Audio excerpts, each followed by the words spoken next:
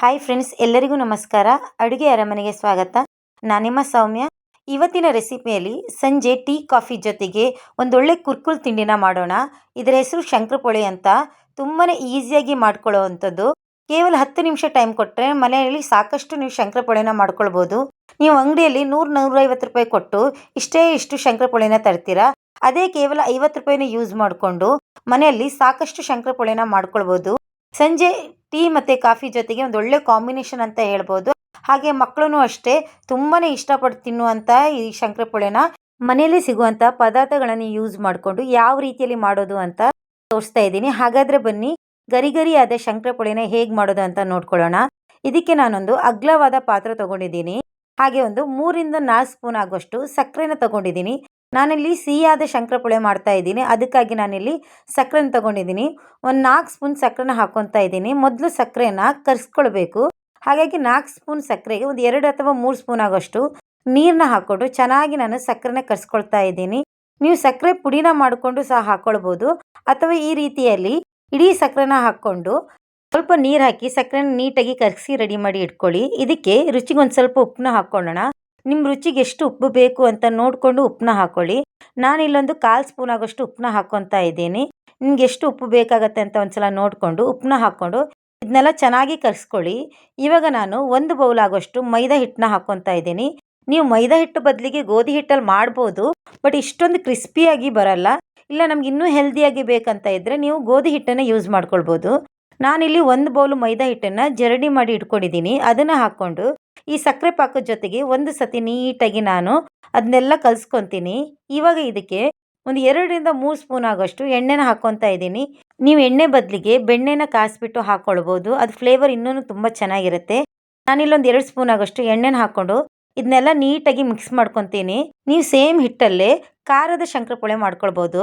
ನೀವು ಸಕ್ಕರೆ ಬದಲಿಗೆ ಸ್ವಲ್ಪ ಖಾರದ ಪುಡಿ, ಇನ್ನೊಂದು ಸ್ವಲ್ಪ ಅರಿಶಿನ ಪುಡಿ ಹಾಕ್ಕೊಂಡು ಕಲಿಸ್ಕೊಂಡ್ರೆ ಖಾರ ಶಂಕರಪೊಳೆ ಆಗುತ್ತೆ. ನಾನಿಲ್ಲಿ ಸಿಹಿ ಮಾಡೋದ್ರಿಂದ ಸ್ವಲ್ಪ ಸಕ್ಕರೆನ ಹಾಕ್ಕೊಂಡಿದ್ದೀನಿ. ನೋಡಿ, ಇದನ್ನೆಲ್ಲ ಈ ರೀತಿಯಲ್ಲಿ ನೀಟಾಗಿ ಫಸ್ಟ್ ಮಿಕ್ಸ್ ಮಾಡ್ಕೊಳ್ಬೇಕು.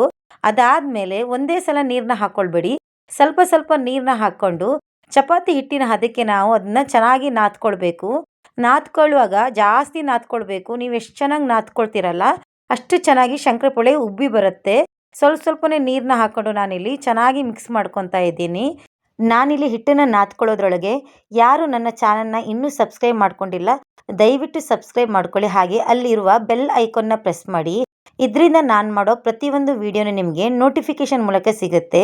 ನೋಡಿ, ನಾನು ಹಿಟ್ಟನ್ನೆಲ್ಲ ನೀಟಾಗಿ ನಾದ್ಕೊಂಡಿದ್ದೀನಿ. ಇವಾಗ ಲಾಸ್ಟಲ್ಲಿ ನಾನು 1 ಸ್ಪೂನ್ ಆಗೋಷ್ಟು ಎಣ್ಣೆನ ಹಾಕ್ಕೊಂಡು ಇನ್ನೊಂದು ಸಲ ನಾದ್ಕೊತೀನಿ. ಇದನ್ನು ಇವಾಗ ನಾವು ಒಂದು ಅರ್ಧ ಗಂಟೆ ಅದನ್ನು ಎತ್ತಿಡೋಣ. ಇದರಿಂದ ಹಿಟ್ಟು ತುಂಬ ಸಾಫ್ಟಾಗಿ ಬರುತ್ತೆ. ನಿಮ್ಗೆ ಟೈಮ್ ಇಲ್ಲ ಅಂತ ಅಂದರೆ ಅಟ್ಲೀಸ್ಟ್ 10 ನಿಮಿಷ ಆದರೂ ಇಟ್ಕೊಳ್ಳಿ. ನೀವು ಎಷ್ಟೊತ್ತು ಅದನ್ನು ರೆಸ್ಟಲ್ಲಿ ಇಟ್ಟಿರ್ತೀರಾ ಅಷ್ಟು ಅದು ಚೆನ್ನಾಗಿ ಬರುತ್ತೆ. ಈ ರೀತಿಯಲ್ಲಿ ಒಂದು ಬಟ್ಟೆನ ಹಾಕಿ ಅದ್ರ ಮೇಲ್ಗಡೆ ಕ್ಲೋಸ್ ಮಾಡಿ ಒಂದು ಅರ್ಧ ಗಂಟೆ ರೆಸ್ಟಲ್ಲಿ ಇಡಿ.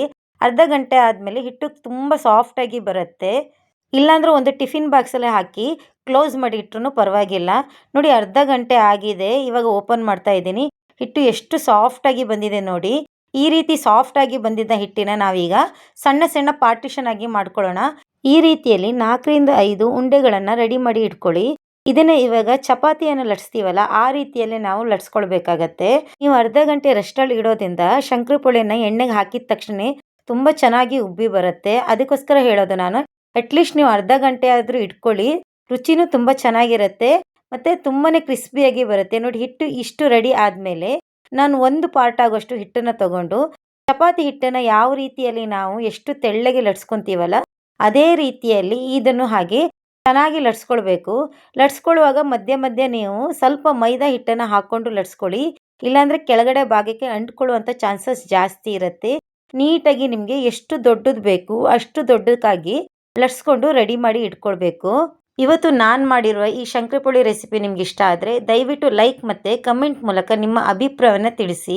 ಹಾಗೆ ನಿಮಗೆ ಬೇರೆ ಯಾವುದಾದ್ರು ರೆಸಿಪಿ ಬೇಕಾದರೆ ಕಮೆಂಟ್ ಮೂಲಕ ನನಗೆ ತಿಳಿಸಿ. ಮುಂದಿನ ದಿನದಲ್ಲಿ ನೀವು ಹೇಳಿರೋ ರೆಸಿಪಿನ ನಾನು ವಿಡಿಯೋ ಮೂಲಕ ನಿಮಗೆ ತೋರಿಸ್ತೀನಿ. ಹಾಗೆ ಇನ್ನೂ ನನ್ನ ಚಾನಲ್ನ ಯಾರಾದರೂ ಸಬ್ಸ್ಕ್ರೈಬ್ ಮಾಡ್ಕೊಂಡಿಲ್ಲ ಅಂದರೆ ದಯವಿಟ್ಟು ಸಬ್ಸ್ಕ್ರೈಬ್ ಮಾಡ್ಕೊಳ್ಳಿ. ಹಾಗೆ ಅಲ್ಲೇ ಇರೋ ಬೆಲ್ ಐಕಾನ್ನ ಪ್ರೆಸ್ ಮಾಡಿ. ನೋಡಿ, ಈ ರೀತಿಯಲ್ಲಿ ನಾನು ಚಪಾತಿನ ಲಟ್ಸ್ಕೊಂಡ ರೀತಿಯಲ್ಲಿ ಲಟ್ಸ್ಕೊಂಡಿದ್ದೆ. ಥಿಕ್ನೆಸ್ ಇಷ್ಟು ಇರಲಿ. ಇವಾಗ ನಾವು ಇದನ್ನು ನಮ್ಗೆ ಯಾವ ಆಕಾರಕ್ಕೆ ಬೇಕು ಆ ಆಕಾರದಲ್ಲಿ ಕಟ್ ಮಾಡ್ಕೊಳ್ಳೋಣ. ಯೂಶ್ವಲಿ ಶಂಕರಪೊಳೆ ಡೈಮಂಡ್ ಶೇಪಲ್ಲೇ ಇರುತ್ತೆ. ಹಾಗೆ ನಾನಿಲ್ಲಿ ಡೈಮಂಡ್ ಶೇಪಿಗೆ ಮಾಡ್ಕೊತಾ ಇದ್ದೀನಿ. ನೀಟಾಗಿ ಅದನ್ನು ಡೈಮಂಡ್ ಶೇಪಿಗೆ ಮಾಡಿಕೊಂಡು ರೆಡಿ ಮಾಡ್ಕೊಂಡ್ರೆ ಆಯಿತು. ಇಲ್ಲ ನಿಮಗೆ ಸ್ಕ್ವೇರ್ ಇಷ್ಟ ಆಗುತ್ತೆ, ಚೌಕ ಇಷ್ಟ ಆಗುತ್ತೆ ಅನ್ನೋದಿದ್ರೆ ನೀವು ಆ ಶೇಪಲ್ಲೇ ರೆಡಿ ಮಾಡಿ ಇಟ್ಕೊಳ್ಬೋದು. ಈ ಕಡೆ ನಾನು ಇದನ್ನೆಲ್ಲ ರೆಡಿ ಮಾಡ್ಕೊಂಡಿದ್ದೀನಿ ನೋಡಿ. ಈ ರೀತಿಯಲ್ಲಿ ನಾನು ಡೈಮಂಡ್ ಶೇಪಲ್ಲಿ ನೀಟಾಗಿ ರೆಡಿ ಮಾಡಿ ಇಟ್ಕೊಂಡಿದ್ದೀನಿ. ತುಂಬಾ ಈಸಿ, ಕೇವಲ ಒಂದು 10 ನಿಮಿಷದಲ್ಲೇ ಇದನ್ನ ರೆಡಿ ಮಾಡ್ಕೊಳ್ಬೋದು. ಬಟ್ ಒಂದು ಅರ್ಧ ಗಂಟೆ ಹಿಟ್ಟು ನೆನೆದ್ರೆ ಇನ್ನೂ ಕ್ರಿಸ್ಪಿಯಾಗಿ ಮತ್ತು ಶಂಕರಪೊಳಿ ಎಣ್ಣೆಗೆ ಹಾಕಿದ ತಕ್ಷಣ ಫುಲ್ ಊದ್ಕೊಳ್ಳುತ್ತೆ. ಈ ಕಡೆ ಎಲ್ಲ ರೆಡಿ ಮಾಡಿ ಇಟ್ಕೊಂಡಿದ್ದೀನಿ. ಇನ್ನೊಂದು ಕಡೆಯಲ್ಲಿ ನಾನು ಎಣ್ಣೆನ ಕಾಯಕ್ಕೆ ಇಟ್ಟಿದ್ದೀನಿ. ಎಣ್ಣೆನೂ ಸಹ ಪೂರ್ತಿ ಕಾದಿದೆ. ಇವಾಗ ನಾನು ಒಂದು ಸ್ವಲ್ಪ ಶಂಕರಪೊಳೆನ ಒಂದೊಂದಾಗಿ ಬಿಡ್ಕೊಳ್ತೀನಿ. ನೋಡಿ, ಒಂದಕ್ಕೊಂದು ಅಂಟ್ಕೊಳ್ಳೋದಿಲ್ಲ, ಅಷ್ಟು ಚೆನ್ನಾಗಿ ಬರುತ್ತೆ. ನೀವು ಎಣ್ಣೆಗೆ ಹಾಕಿದ ತಕ್ಷಣವೇ ತುಂಬ ಕ್ರಿಸ್ಪಿಯಾಗಿ ಬರುತ್ತೆ. ಬಟ್ ಫ್ಲೇಮ್ನ ನೀವು ತುಂಬ ಹೈ ಫ್ಲೇಮಲ್ಲಿ ಇಟ್ಕೊಳ್ಳೋಕೆ ಹೋಗಬೇಡಿ. ಆದಷ್ಟು ಮೀಡಿಯಮ್ ಫ್ಲೇಮಲ್ಲಿ ಇಟ್ಕೊಂಡೇ ಫ್ರೈ ಮಾಡ್ಕೊಳ್ಳಿ. ಒಂದು 2ರಿಂದ 3 ನಿಮಿಷ ಫ್ರೈ ಆದರೆ ಸಾಕಾಗತ್ತೆ. ತುಂಬಾ ಕ್ರಿಸ್ಪಿಯಾಗಿ ಬರುತ್ತೆ ಇದು. ಕಲರೆಲ್ಲ ಲೈಟಾಗಿ ಚೇಂಜ್ ಆಗ್ತಾ ಇದೆ ನೋಡಿ. ಕಲರ್ ಲೈಟಾಗಿ ಚೇಂಜ್ ಆದ ತಕ್ಷಣ ನೀವು ಅದನ್ನ ತೆಗೆದಿಟ್ಕೊಳ್ಳಿ. ಎಣ್ಣೆ ಸ್ವಲ್ಪನೂ ಕುಡಿಯೋದಿಲ್ಲ. ನಾನು ಹೇಳೋ ಮೆಥಡಲ್ಲಿ ಕರೆಕ್ಟಾಗಿ ಮಾಡ್ಕೊಳ್ಳಿ. ಎಣ್ಣೆ ಸ್ವಲ್ಪನೂ ಕುಡಿಯೋದಿಲ್ಲ. ಹಾಗೆ ಶಂಕರಪೊಳಿನೂ ತುಂಬ ಗರಿ ಗರಿಯಾಗಿರುತ್ತೆ. ಇದನ್ನು ನೀವೊಂದು ಏರ್ ಕಂಟೈನರ್ ಬಾಕ್ಸಲ್ಲಿ ಹಾಕಿ ಇಟ್ಕೊಂಡ್ರೆ 15ರಿಂದ 20 ದಿನ ನೀವು ಸ್ಟೋರ್ ಮಾಡಿ ಇಟ್ಕೊಳ್ಬೋದು. ಈವ್ನಿಂಗ್ ಸ್ನ್ಯಾಕ್ ಟೈಮಲ್ಲಿ ಅಥವಾ ಮಕ್ಕಳು ಯಾವಾಗಲೂ ಕ್ರ್ಯಾಂಕಿ ಮಾಡ್ತಾ ಇರ್ತಾರೆ, ಏನಾದರೂ ತಿನ್ನಕ್ಕೆ ಬೇಕು ಅಂತ ಅಂದಾಗ ಈ ರೀತಿಯಲ್ಲಿ ನೀವು ಸ್ಟೋರ್ ಮಾಡಿ ಇಟ್ಕೊಂಡಾಗ ಮಕ್ಕಳಿಗೆ ಯಾವಾಗ ಬೇಕೋ ಆವಾಗ ಮಾಡಿಕೊಡ್ಬೋದು. ರುಚಿನೂ ಹಾಗೆ ತುಂಬಾ ಚೆನ್ನಾಗಿರುತ್ತೆ. ಇವತ್ತೇ ನೀವು ಮನೇಲಿ ಟ್ರೈ ಮಾಡಿ ಹೇಗೆ ಬಂದಿದೆ ಅಂತ ನನಗೆ ಕಮೆಂಟ್ ಮೂಲಕ ತಿಳಿಸಿ. ವಿಡಿಯೋ ನೋಡಿದ್ದಕ್ಕಾಗಿ ಧನ್ಯವಾದ.